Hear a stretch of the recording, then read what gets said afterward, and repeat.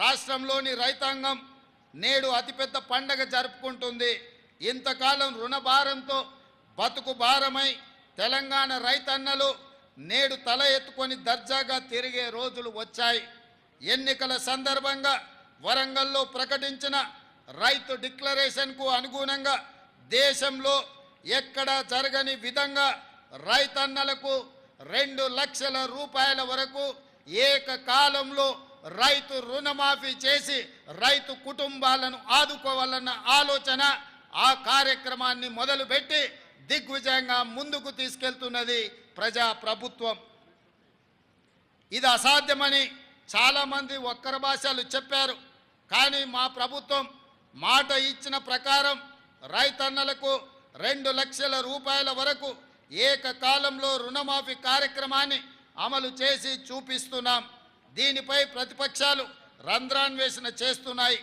ఈ సందర్భంగా నేను చెప్పదలుచుకున్నాను, పథకంలో అర్హులైన ప్రతి రైతుకు న్యాయం జరుగుతుంది. సాంకేతిక కారణాలతో ఎక్కడైనా చిన్న ఇబ్బందులు వస్తే వాటిని పరిష్కరించే బాధ్యత ప్రజా ప్రభుత్వం తీసుకుంటుంది, వ్యవసాయ శాఖ తీసుకుంటుంది.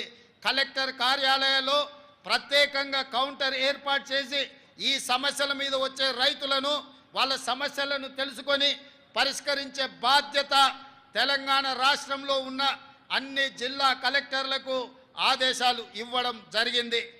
తొలి దశలో 1 లక్ష రూపాయల వరకు ఉన్న రుణమాఫీ సొమ్ము 6,035 కోట్ల రూపాయలను జూలై 18న నేరుగా రైతు ఖాతాలలో ప్రభుత్వం జమ చేసింది. దీనివల్ల 11,34,000 మంది రైతన్నలు రుణ విముక్తి పొందారు. రెండో దశలో 6,190 కోట్ల రూపాయలను జూలై 30న నేరుగా రైతు ఖాతాలలో ఈ ప్రభుత్వం జమ చేసింది. దీనివల్ల 6,40,823 మంది రైతన్నలు రుణ విముక్తి పొందారు.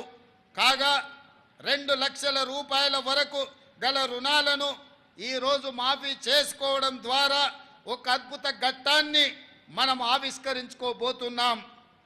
దేశానికి స్వతంత్రం వచ్చిన రోజే తెలంగాణ రైతుకు ఆర్థిక స్వతంత్రం వచ్చిందని ఘనంగా చెప్పుకునే రోజు ఈ రోజు.